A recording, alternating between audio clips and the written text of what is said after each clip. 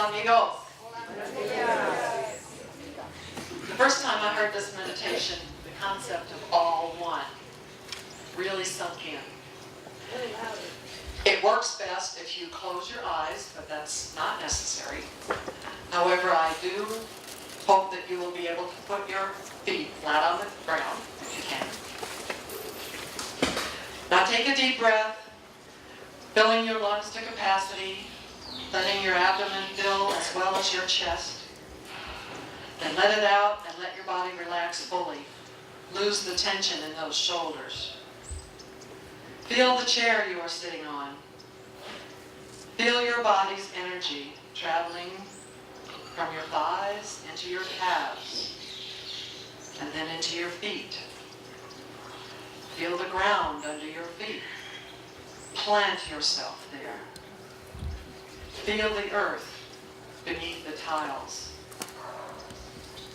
Now visualize roots growing from your feet down into the ground.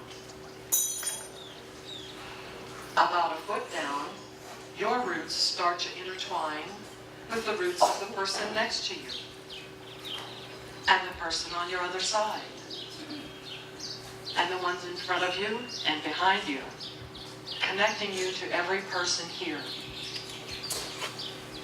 Now visualize the roots going deeper into the earth, meeting up with all the roots of all the people in Ajijic, and in Jalisco, and in Mexico, joining all the roots of all the people of North America, and Central and South America. And still the roots go deeper. They go deep into the earth and intertwine with the roots of the people who live in China, and India, and Syria, and Afghanistan, and Kenya, and Sudan, and Borneo, and the Netherlands, and Kyrgyzstan, and Russia, and England, and Australia, and all the rest. Feel your roots hugging the roots of all the people on the planet. The tiny hairs of the tiniest roots whispering to each other in the rich, warm soil, all one, sharing in the goodness of the earth. Blessed be.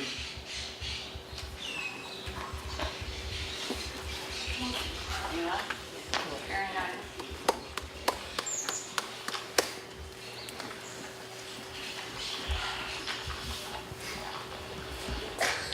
Today's presenter is Dr. Connie Davis. Her topic, so you eradicated smallpox, Connie, what next? Small thing. Connie Davis will talk about the challenges of being a woman doctor working on smallpox eradication in India and confronting the caste system. She's going to recount how vaccination coverage was increased from 40 to 80% in Senegal in 2 years, the difficulty of controlling meningitis in Ethiopia during the Civil War, and why she got a private audience with the Dalai Lama in India when she was the country director for UN AIDS. Connie is a Black American born in Chicago who grew up in Walnut Creek, California.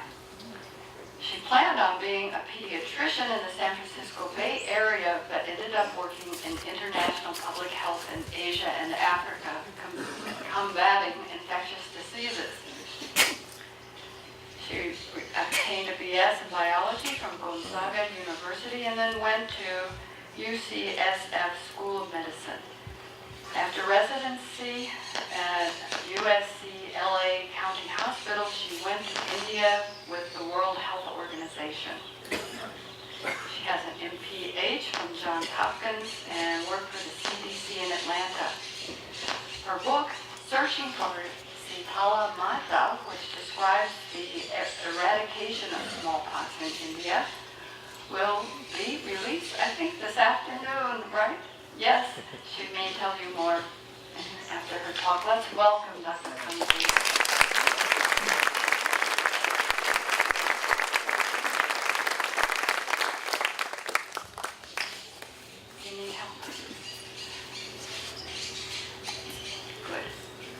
Good morning. I was going to say, can you hear me? I think you can, even in the pavilion. Okay. When I first came to Lakeside, my friend said, Connie, what did you really do overseas? Well, I can't tell you everything I did, but what I wanted to do today was to take 4 countries and to tell you the activities that I did, to give you a flavor of the work that I was going about. How did it all start? As Margaret gave you a little indication, I thought I was going to be a pediatrician. That's what I trained to be. And in the last months of residency, I was applying to different places like the Peace Corps and Ship Hope. And my chief of pediatrics was writing references for me. And he called me up one day in the outpatient and he said, Connie, I just got a call from WHO, Geneva, and they're looking for some young doctors to put in isolated districts that are not performing well in India, where they're eradicating smallpox. And they really hadn't had a lot of women who had worked in India, so they weren't sure I would be able to handle the lack of services. So I said, so what did you tell him, Dr. Worley? He said, yeah, she can do it. So I headed off to Delhi, and I joined an orientation group of 9 men and me, and we were trained in how to eradicate smallpox. They were going to be sent to Bangladesh because the Indian program actually was making a lot of progress and their outbreaks were down to single digits. But they were having a hard time trying to figure out what to do with me, where to send me. So finally they thought, let's just ask her what she wants. So I said, I knew they wanted to put me in the capital of a state. And I said, please don't send me to Calcutta. I want to see the real India. I want to go to the rural area. Be careful what you wish for, because it might come true.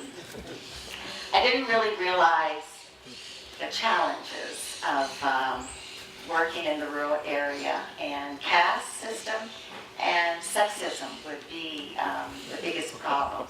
In fact, starting out, the Indian government thought I might be a CIA spy because where WHO wanted to put me was in the northernmost part of India, Darjeeling and 2 other districts, and there was Nepal to the west, and Sikkim and Tibet to the north. And then northeast, there's Bhutan and China. So it was a very sensitive area for the government, and what was this American going to be doing running around and looking all over? So that was the first, do I look like a spy? And then right from the start, I was placed in a Jeep. I had a driver and a paramedic who worked with me, and we would be traveling around looking for smallpox cases. So right away, a woman who's not related to the men, you should not be working in close relations. And I mean, we're in the Jeep for 12 hours a day. So we started breaking taboos right away.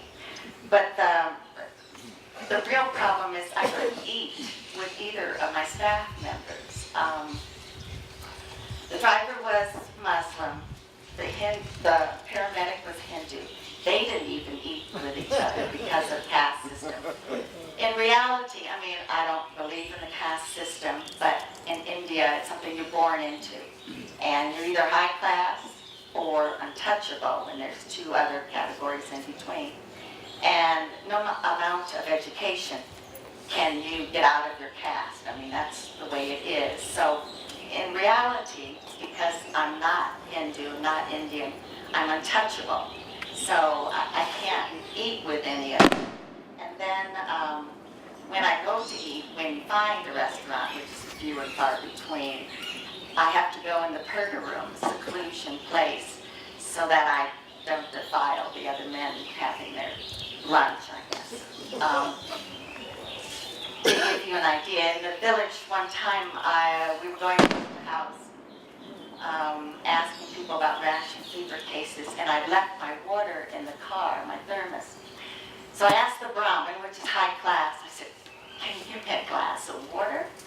And he slammed the door, and I thought, well, geez, you could just tell me no. But he came out with this glass, cool water, I drank it, and he took it back from me, and then he smashed it on the ground. That was to show me that no amount of washing could ever unpollute this glass. And in fact, I polluted him because I'd taken the glass from him and he was high caste. The difficulties of my male smallpox workers, when most of the area where I was working was traditional, and when they went house to house showing the smallpox card and asking if there was fever and rash cases, if they came to our house and there was no male, they wouldn't be able to talk to the women because the women, both Hindu and Muslim, were in seclusion. I said, you guys, you're missing half the population. So I said, you go to the village headman, and I said, look, this is a smallpox worker. It's a high priority program. So when he's in this village, you give him a 10-year-old male from the village, and he goes with you house to house. And when you come to an area, to a house where there are only women, you let him go in and take the card, and he shows it, and he asks this. When someone's sick, who's going to be taking care of people? It's not going to be some man. It's going to be the women who know whether or not this rash resembles what we're looking for. So you've got to be in contact with him. You know, as far as sexism, a woman's place was in the home. Women had no power. And so, well, I just ignored that fact because, in fact, I was WHO and I had a lot of power. I had money, so I could do a lot of things. But I had a lot of things I was not supposed to do, and one of them was do not go across international borders. I had a long border with Bangladesh, 600 kilometers. And the way you eradicate smallpox is that smallpox has to pass from person to person. So if you find a case of smallpox and vaccinate everyone around, everyone within 1 kilometer, it has no place to propagate. It comes up against the wall of immune people, and so it dies out. First, you have to find the cases. So we were on the border, and we were asking about smallpox, rash, and fever cases, and guys said, there's nothing in the village. But I heard a rumor that over in Bangladesh, there's a case. I knew that in the past year, there had been importations of smallpox from Bangladesh back into West Bengal. So were we supposed to just stand over here and wait passively for reinfection to come in? So I told my team, I said, look, you're going to get in trouble if you go across, but I'll sneak across the border and see. Because if it really is smallpox, we have to do containment over here. If it's chickenpox, we can relax.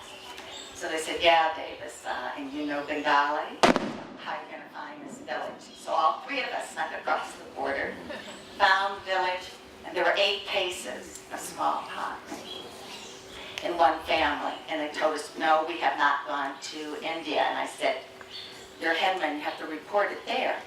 But when we came back and started vaccination procedures and containment, that's when I realized that I have to go, you have to immediately report to Calcutta, and you send a telegram. And I'm going to have to send a telegram that there are these 8 cases of smallpox, but they're in Bangladesh. And so they're going to know that I went across the border, that I wasn't supposed to do that. So that meant I had a short time to do all the containment before they could get an experienced epidemiologist up to see what this woman, because they hadn't seen me. I'd gone immediately up to get transfer of power from the doctor who was leaving, and so no one in Calcutta had seen me. They only knew that there was a woman who had been untested, who had been sent up to the northern area. So they couldn't get anyone up in, outside of 3 days, and by that time I vaccinated everyone. He agreed that I had done correctly, and eventually I would be promoted and be sent to the western part of India, and I was in charge of the whole state, Rajasthan. So we searched for smallpox for the next, for 2 years actually, to prove that there were no more cases. The global team came out to certify that that was the case. I was there to meet with them and to show them the state. So far, smallpox is the only disease that has been eradicated in the world. Next, I want to tell you about working for UNICEF. Working for UNICEF in Senegal. In the late 1985, there was a big push for universal child immunizations, and some 86 countries pledged to vaccinate 80% of the children under 1 year by 1990. So UNICEF had hired me in 1988 to raise the immunization levels of each of the 6 antigens, which were hovering between 20 and 40%, so we had a lot of way to go. And in order to do this, we needed to get in vaccines, to retrain all the health workers, to have a communication strategy, because the population didn't know that this was something important, that they needed to vaccinate their children. And both the capital and the rural area had very, very poor coverage. So I had a difference of opinion with the Ministry of Health. They wanted to use Rotary funds, which Rotary International had given to buy vaccines and to put petrol in the jeeps to get workers out to vaccinate.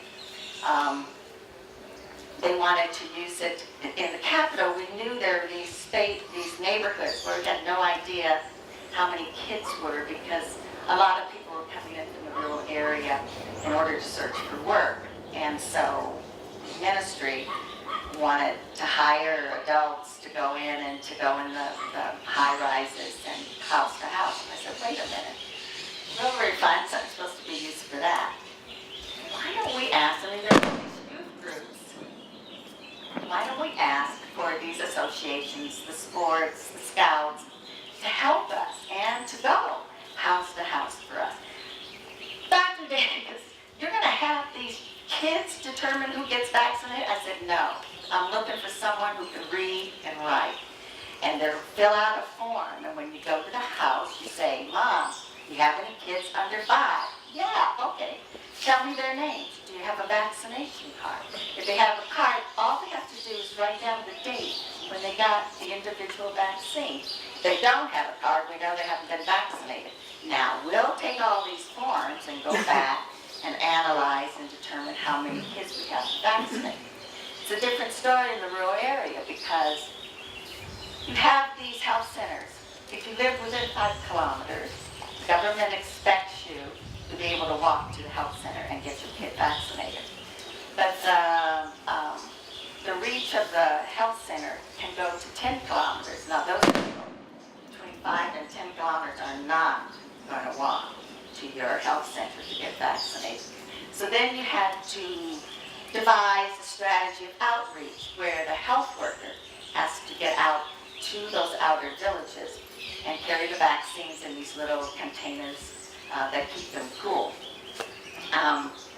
So that was the approach that we did. Basically, you had to educate and inform mothers so that you could develop a reflex that this is getting your child vaccinated is something that's really important.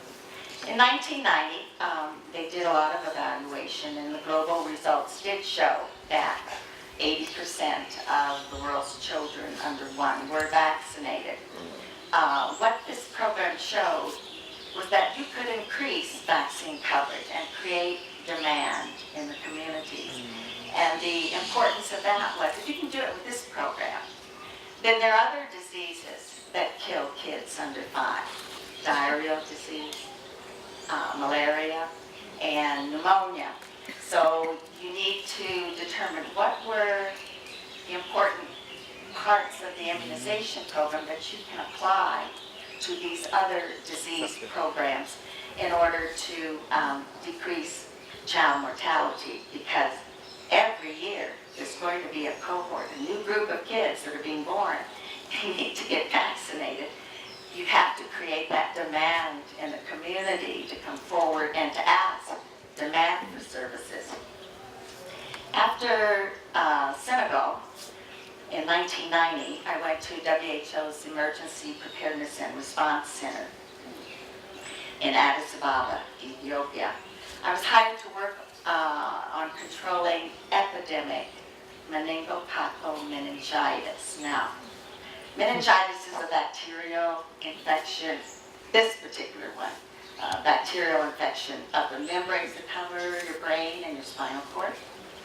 And it causes high mortality if you don't get the person and treat them immediately. Now, there's something in Africa called the meningitis belt. It's in the top 1/3 of the continent. It goes from east, Ethiopia, to Senegal in the west. There's some 26 countries that are in the meningitis belt. And every year, they have hundreds of cases of meningitis. But every 10 to 12 years, they have an epidemic of hundreds of thousands of cases. And Geneva wanted to try and stop this huge death rate. So I was hired. They knew Ethiopia was going to have many cases of meningitis.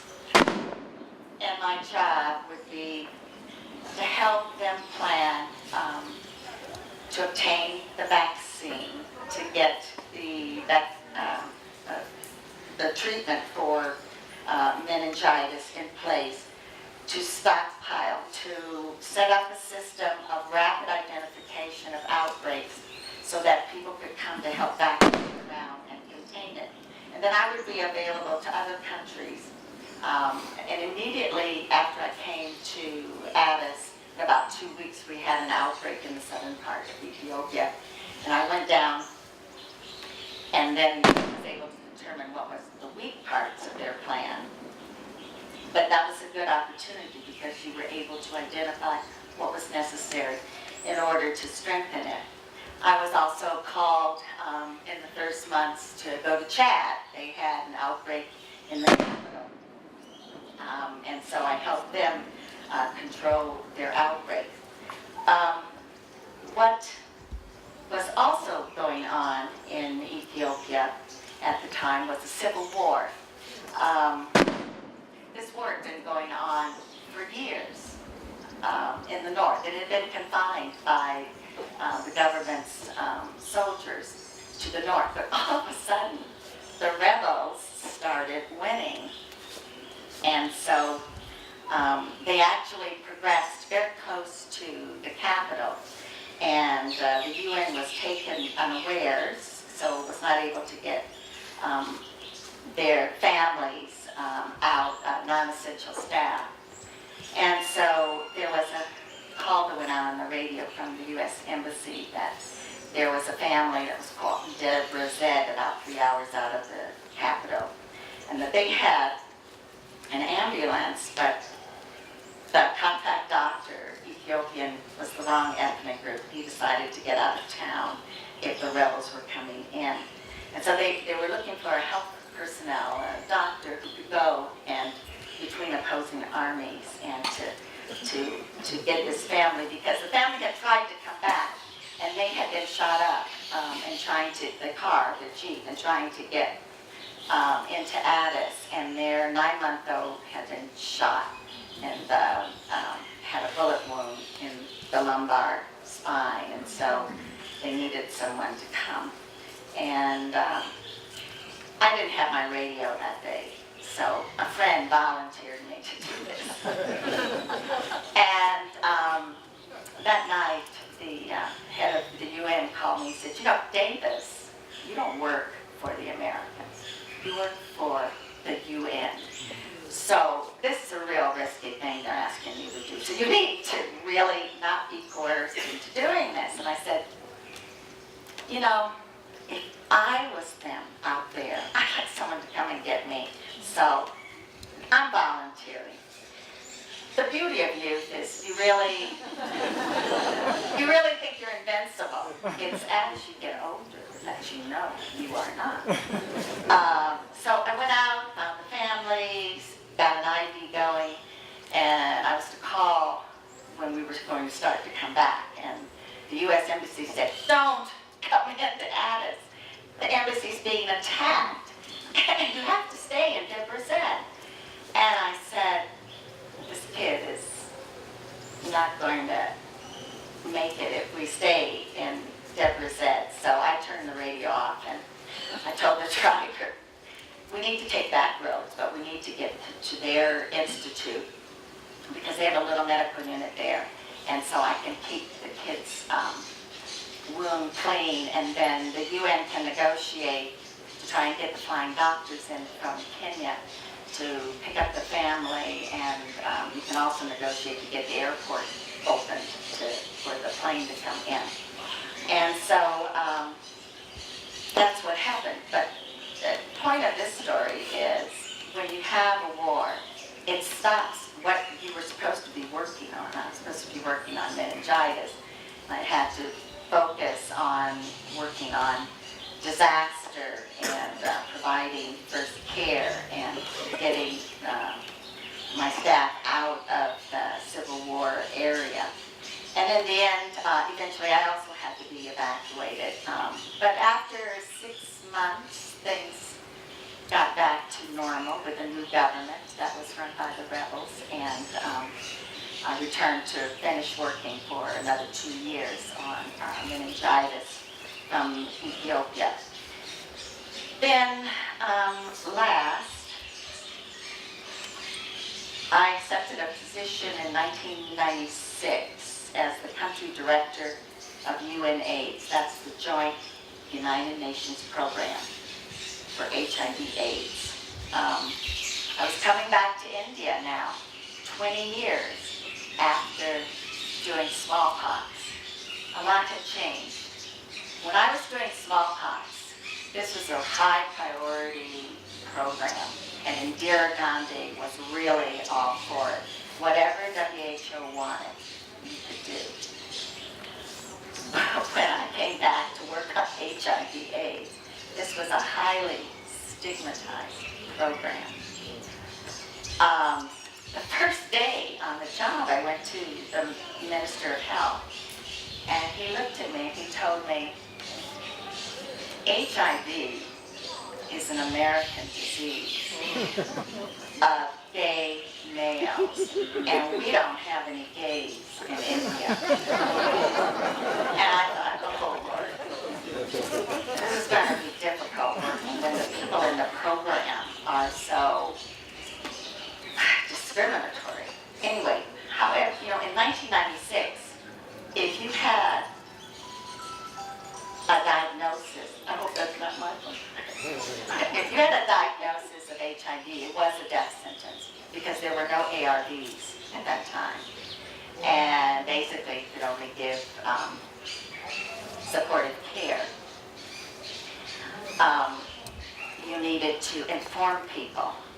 You needed to get them to use condoms. You needed to convince men in the community to use condoms.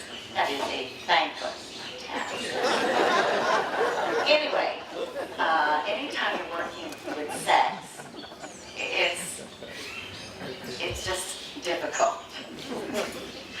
And then when the groups you want to reach are stigmatized and criminalized, they knew you were an active gay person, you could have a 10-year jail sentence. If you were an injecting drug user, probably equal amounts of jail time. So one day, about halfway through my posting, the head of NGO to which UNAIDS had provided a grant to work with injecting drug users, and to do a needle and syringe exchange program so that they wouldn't keep on transmitting HIV to new drug users. The head of that program came in and he said, Connie, this week, the 8th Tibetan has come into my clinic using drugs, injecting drugs, and has HIV. He said, you know, if HIV gets into the Tibetan community, this will kill them off faster than any Han Chinese will do. So you need to contact the Dalai Lama and tell him about this new disease, because in '96, most people didn't know their status. Nobody knew about HIV/AIDS. It was really, you were starting from scratch. So I said, yeah, Luke, I'm just supposed to pick up the phone and say, oh, the Dalai Lama. Yeah, this is Dr. Davis. I want to talk to you about a new deadly disease called HIV. Give me a break, you know. And I thought, I had no idea how to contact the Dalai Lama. He's up in Dharamsala, a long way away from Delhi.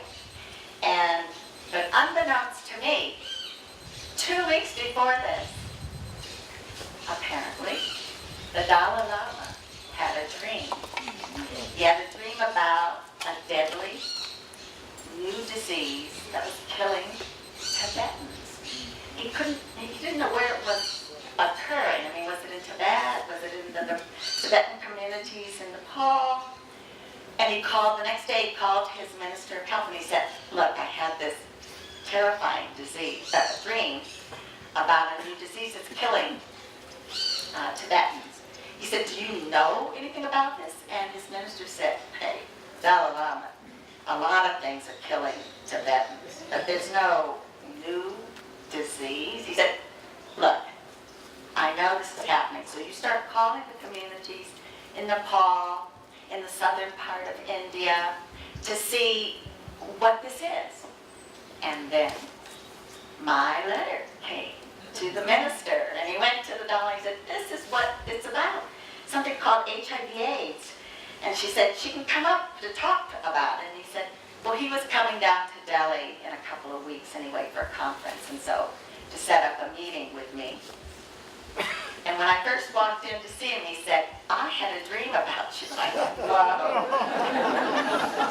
this is really strange. And it was the Dalai Lama who told me about his dream, about how he had contacted the health minister. And so I told him, I said, yeah, you know, UNAIDS had already funded a lot of different programs, so I didn't have any more money.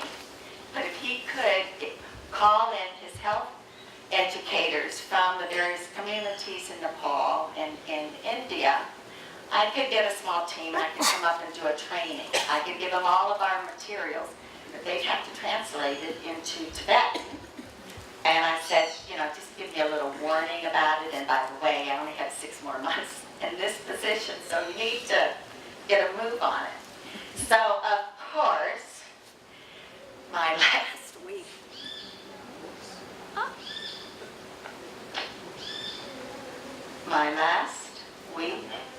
in India, the Dalai Lama,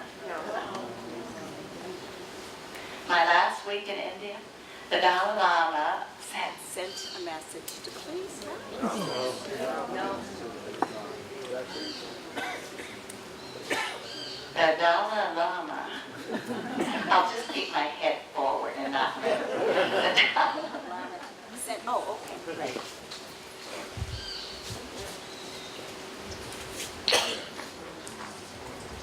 Great.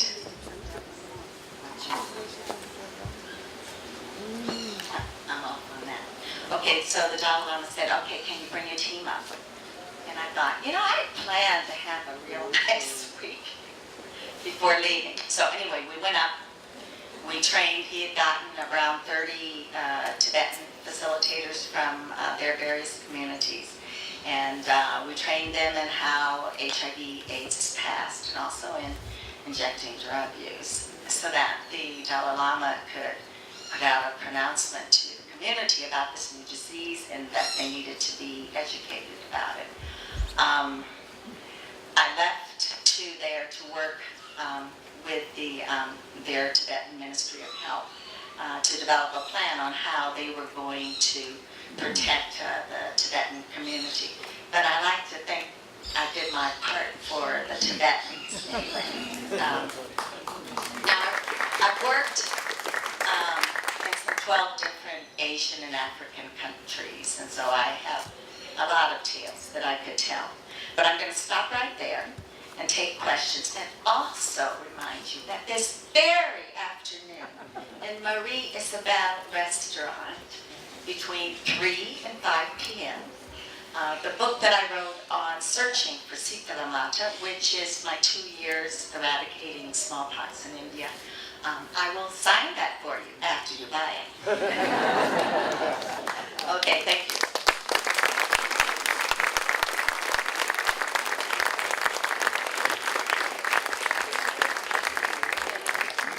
I think this is working. Good. If you have a question for Connie, raise your hand. Somebody will bring you your mic. Okay. A fascinating and insightful presentation, thank you. What did you do to manage your own stress levels and also maintain your own health and well-being?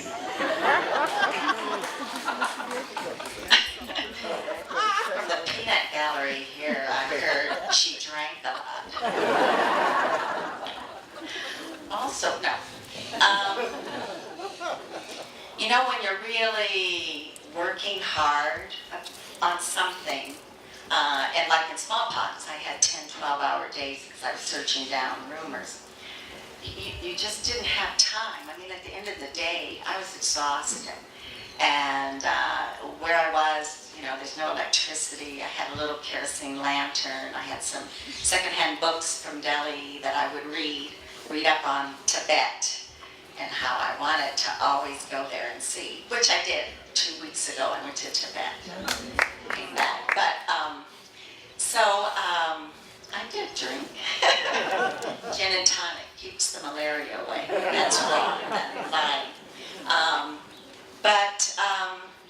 You know, I tried to concentrate on the culture and learn new things, and because everywhere you went, they did things a little bit differently, and they had their myths and stuff, and I didn't do meditation in those days. I do now, but I didn't do in those days. Did you get a hug from the Dalai Lama? You know, I didn't get a hug from the Dalai Lama, but he did give me one of his katas, which they're really, really nice, and so it hangs over the picture of the Dalai Lama and me and the head of the NGO who had first recognized HIV in the Tibetans. Having heard about your remarkable work and overcoming so many obstacles in developing countries, how do you feel about the fact that there's a whole new generation of people in developed countries in the States, Canada, who are resisting vaccinations for their children?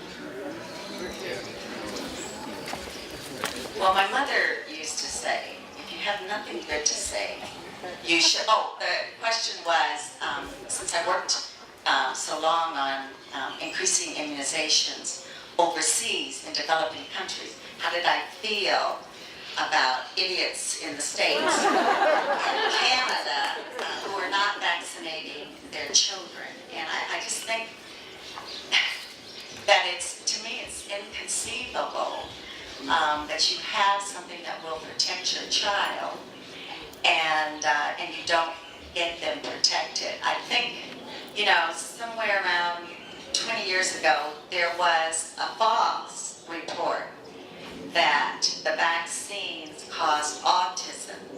The physician researcher who put that from the UK. And you know how it is. It's very hard once a rumor goes out, no matter how many times you publish in the papers that it's false, it's wrong.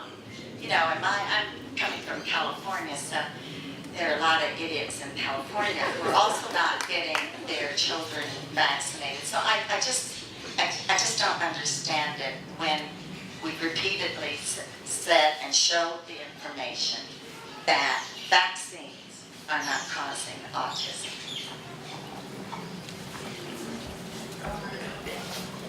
See who has the, Yeah, I'm sorry. I was wondering, do you think the smallpox model, the strategy, will have any effect on the polio epidemic?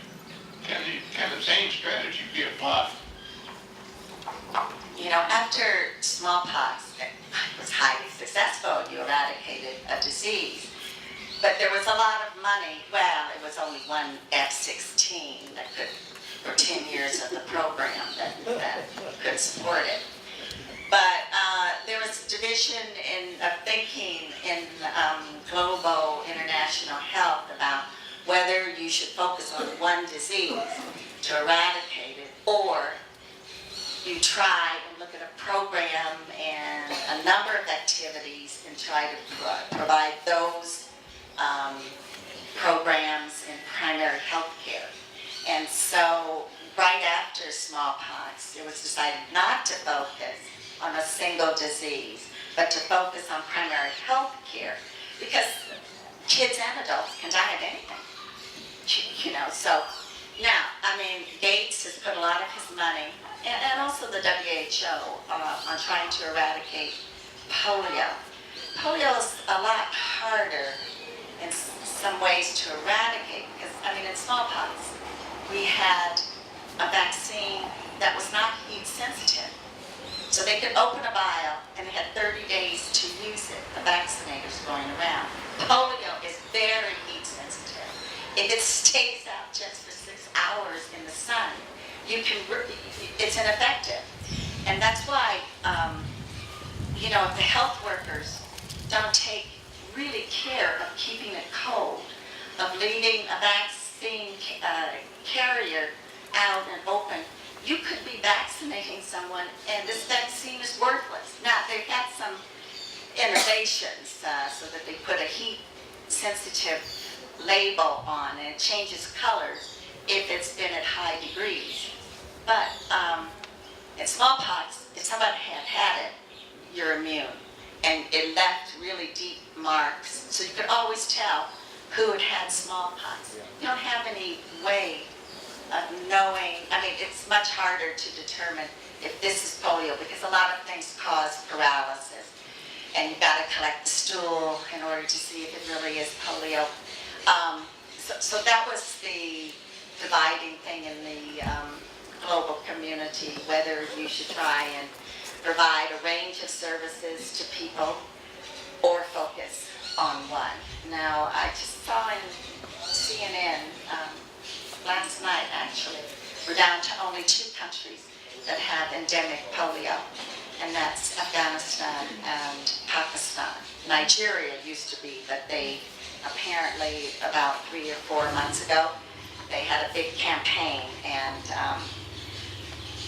are supposed to have gotten down to their last case.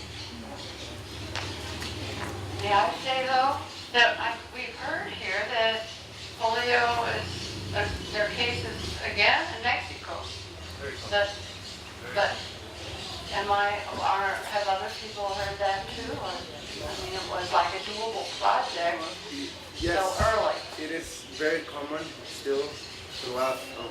My name is Richie, and it's very common throughout Mexico and Latin America still.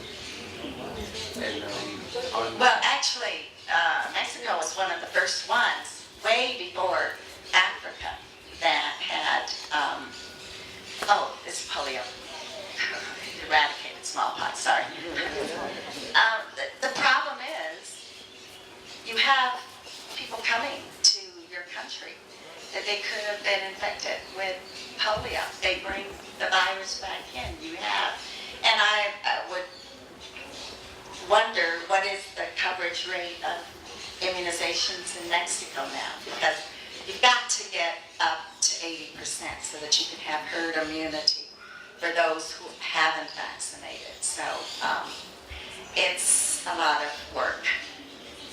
But the government's not reporting those polio cases then. Martin? Hello, I've worked with Rotary and have been working on the Rotary campaign to end polio now for 5 years. And shockingly, we know how close we're to the end of eradicating polio in those two countries, especially with the help of the UN and Bill Gates and Melissa Gates Foundation. However, it was also very surprising for me to hear that the polio virus has mutated, and we are now vaccinating in Chapala for polio. So those of you that think that the shooting match is over, it's not over yet. Well, that's a problem with viruses. As they're finding out with Ebola, you get different strains and they can mutate. They can keep one step ahead of the researchers. So there'll always be work for people in research and medicine. Sounds deja vu to me. Many years ago, we were told, I was told, all my friends were told, smallpox has been totally eradicated. Well, will be no more vaccines, no more vaccinations. The only place there is any smallpox, blah, blah, blah, is in England in a laboratory where it's kept very safe. Now you're telling me you've been over there since this time and this was not true. So now we're hearing... No. The episode in the UK occurred after naturally transmitted polio had been eradicated and certified in the world. What happened is, actually there are 2 disease programs that were after the end of the eradication program that were given smallpox cultures to do research on. One was in the United States at the Centers for Disease Control. The other was in the Soviet Union, because there was always this system. Well, you can make biological weapons of destruction using smallpox, particularly if you stop vaccinating people. This would be a perfect way of decimating your enemies. And actually there was a push. WHO wanted to incinerate and to get rid of the virus. And then others pushed that it was something we needed to study and to be able to do research on. And then that guy was working not in a number 5 lab, and the smallpox got into the vents and went down and infected the secretary working below in an office.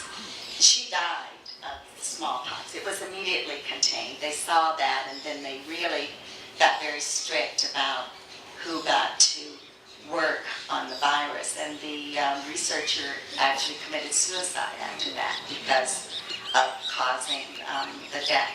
So it is eradicated. It's not being smallpox, not being transmitted anywhere in the world naturally. The Soviets and the U.S. still have the last remaining virus cultures. And, every 10 years we come up to decide, should we get rid of these 2 pots? And, as long as one government doesn't want to do it, so that's it. Is there an immunity to smallpox? If you ever had smallpox, you have lifelong immunity. Initially, it was thought that the vaccine only gave immunity for about 3 to 5 years, and that's why you used to get revaccinated in the developed countries. Some of the work that was done while I was still working in smallpox in India, and why I was trying to find some scabs that were 10 years old, because they thought that scabs from a smallpox patient could have the virus for 10 years. And so they needed to test that theory. But actually, in the vaccination program, it proved that you had immunity for much longer than the 5 years. So obviously, if you're a soldier, you're going overseas, the military is going to vaccinate you with smallpox. And I think I was vaccinated about 20 times, showing the villagers it didn't hurt, until I thought, maybe Davis, this is not the greatest idea to do that. So if it's been more than 10 years that you haven't been vaccinated, and I suppose we're of a certain age that it has been more than 10 years, then you probably don't have very much immunity. But I think I do, because I vaccinated myself so many times during those 2 years. So it would be interesting for them to take my blood and look for antibodies to see if I'm still protected. Thank you for your talk. It's been edifying. Thank you. My question is AIDS still a major problem and we're just not hearing about it? Is it contained to Africa? What's the scoop on AIDS?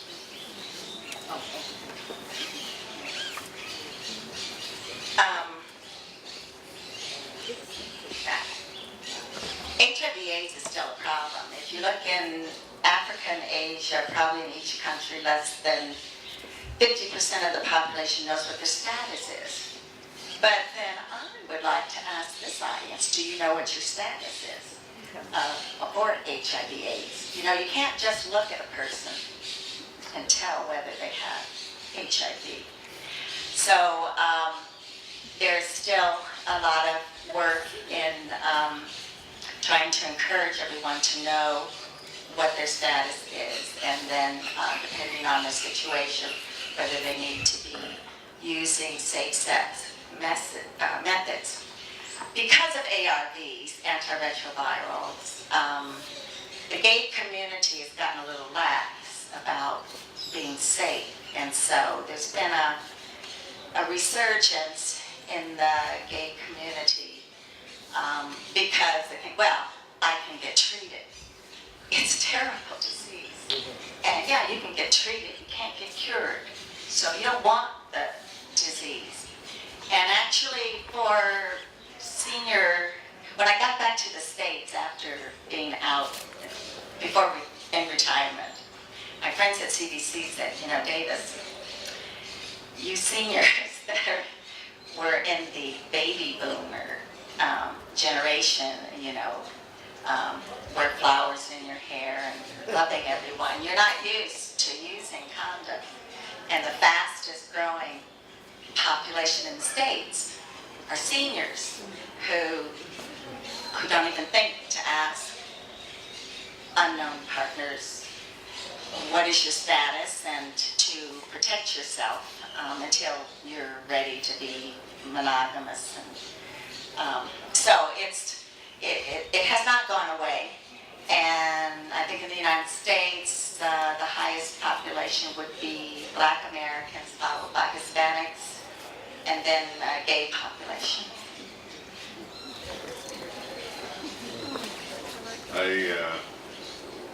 I spent 4 years in the United States Navy as a medical corpsman.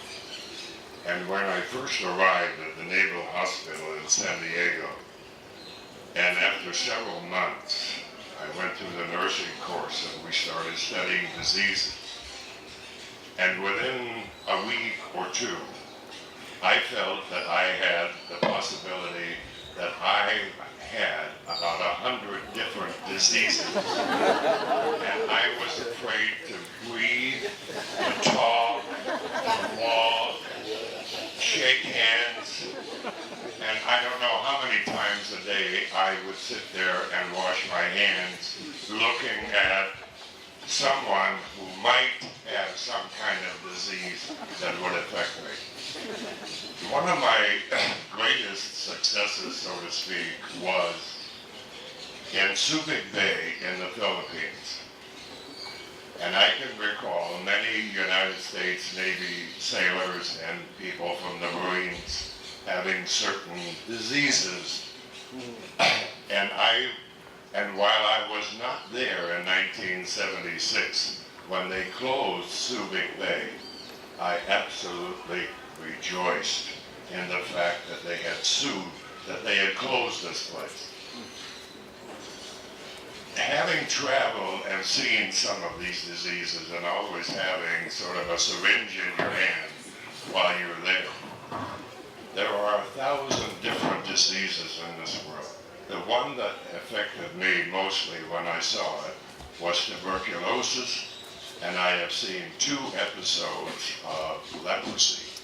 And seeing, at you being in India, what is the status of those 2 diseases out there? Actually, there's been a lot of work on leprosy, and it's really been reduced to manageable.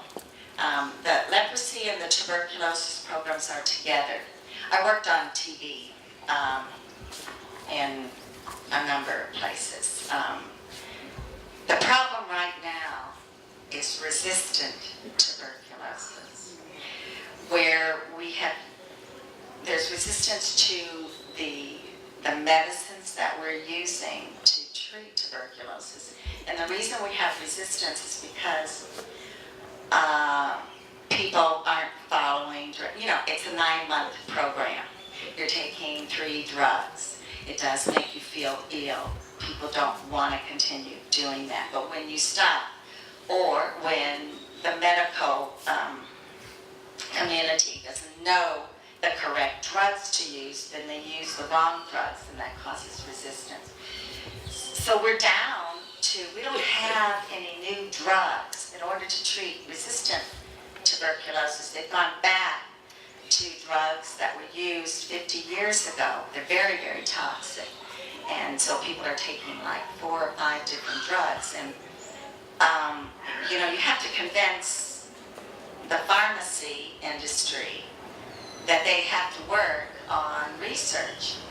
But if they don't think they're going to get anything back on them, and it is a lot of money in order to develop new drugs. And remember, every new drug is not going to be a money maker for you. And normally the TB drugs are not. The WHO buys them very cheaply, so they don't make a lot of money. If there's not a big, they don't see, they'd rather make a drug for high blood pressure or diabetes rather than focusing on tuberculosis. But remember, if you breathe, we are all at risk of tuberculosis. So it's something that right now people continue to really focus and treat correctly. We can cure tuberculosis. We can't cure HIV. And most of the HIV people in AIDS, it'll be tuberculosis that will be one of the diseases that will come back because they've lost their immune system. We can still cure tuberculosis in people who have HIV/AIDS, but if they get resistant, forget it. I think that will conclude the question period for today. Thank you for I have one last question. Do you consider yourself retired? And as you said in your title, what's next? I am retired. Oh, okay. I'm on my next phase of life. I wanted to do the things that I couldn't do when I was working hard. So the theater is interesting to me, and writing. Occasionally, I will take a consultancy. This year in March, well, actually, they asked me 3 times to go and do Ebola, and I told them no. But I went to Cambodia to look at resistant malaria and to work with a team to see how they were going to suggest methods to control that. So it's got to be interesting for me. Then I might take a consultancy. But otherwise, I'm retired. Thank you, Jen, for both interesting talks. I really appreciate it. So that will be all for today.